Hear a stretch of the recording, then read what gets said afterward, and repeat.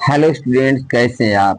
आज मैं आपको ड्रेनेज सिस्टम के बारे में बताने वाला हूं, जो क्लास 9 ज्योग्राफी का चैप्टर 3 है। वैसे तो ड्रेनेज का मतलब जल निकासी व्यवस्था होता है। आप प्रायः शहरों में सुने होंगे कि यहाँ के ड्रेनेज सिस्टम अच्छा नहीं है, लेकिन यहाँ पर जो ड्रेनेज सिस्टम का मतलब है वो नदी तंत्र से है। The term drainage describes the river system of an area. किसी खास क्षेत्र में जो रिवर सिस्टम होता है, जो नदी का तंत्र होता है, उसको ड्रेनेज सिस्टम कहते हैं।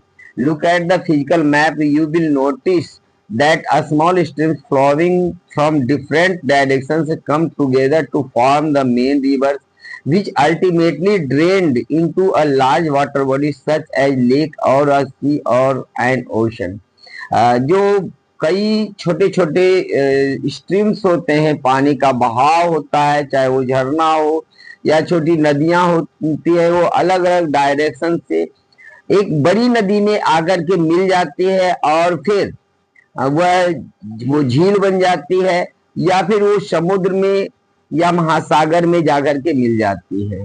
The area drained by a single river system is called a drainage system.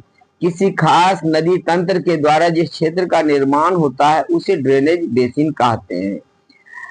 A closer observation of a map will indicate that any elevated area such as mountain or upland separates two drainage basins. Such upland is known as a water divide।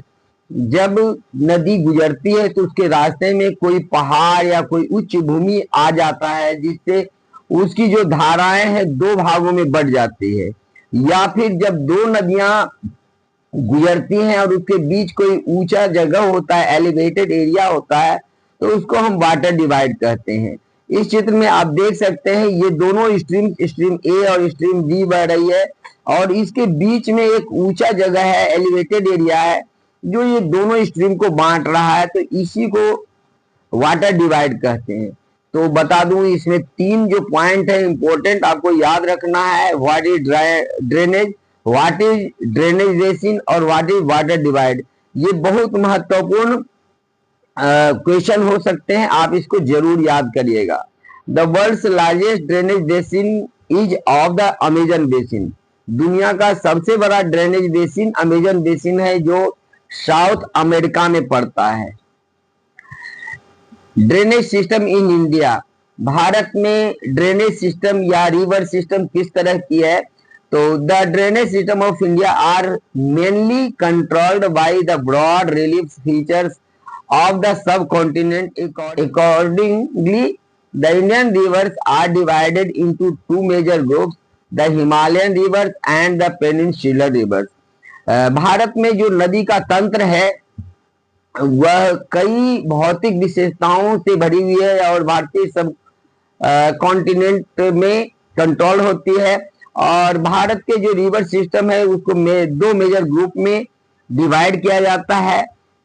पहला the Himalayan reverse और दूसरा peninsular reverse. ये दोनों में काफी ज्यादा अंतर देखने को मिलता है। जो हिमालयन रिवर्स होते हैं वह हिमालय में जो बर्फ है उसके पिघलने से बनते हैं और इसीलिए हिमालयन रिवर्स में सालों भर पानी रहता है।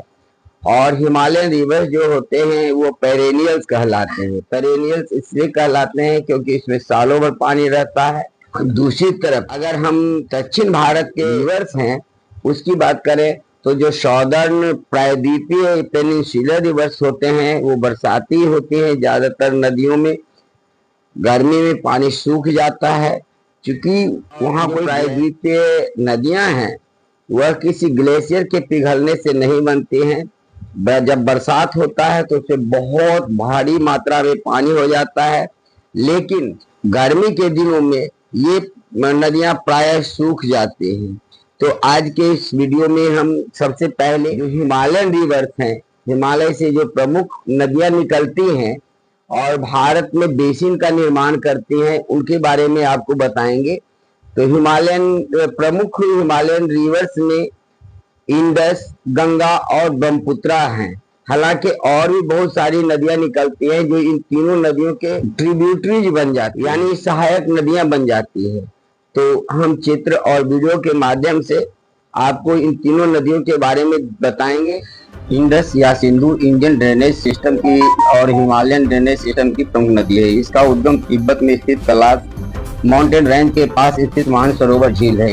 यह लद्दाख में श्योक नामक स्थान पर मनमोहक गौर बनाते हुए प्रवेश करती है।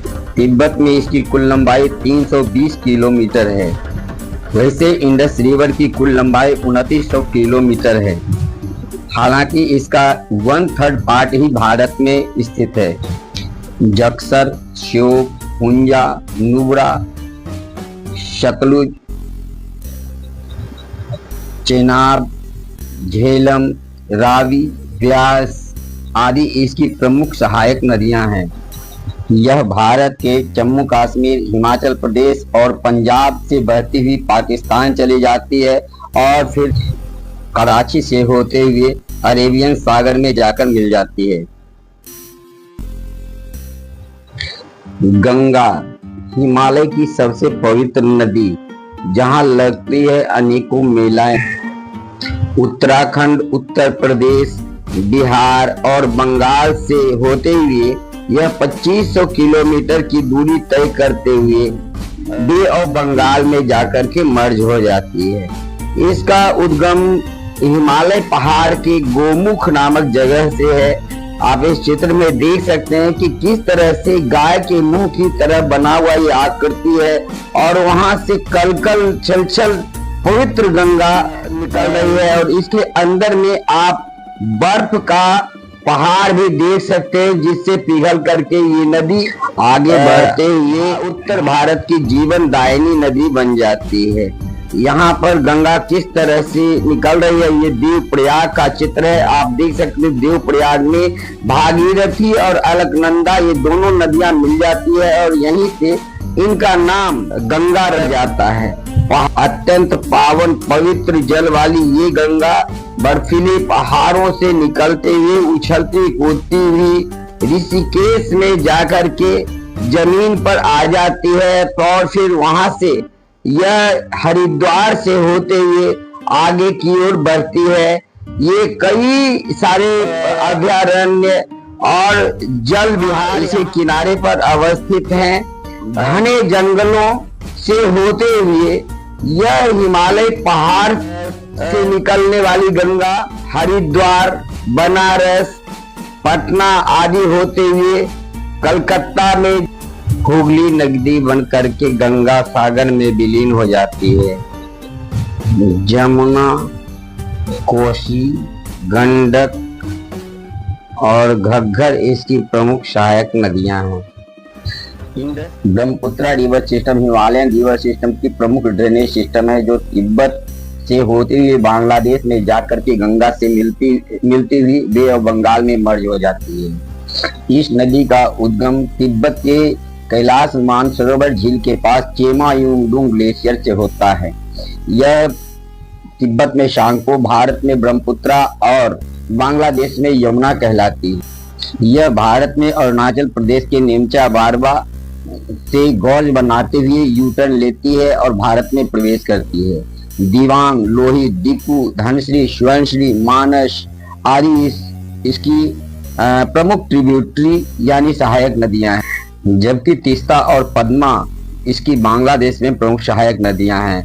वहां से होते हुए यह डेल्टा बनाते हुए बे ऑफ बंगाल में जाकर के मर्ज हो जाती है। यहाँ एक्सटेंसिव कृषि भी की जाती है।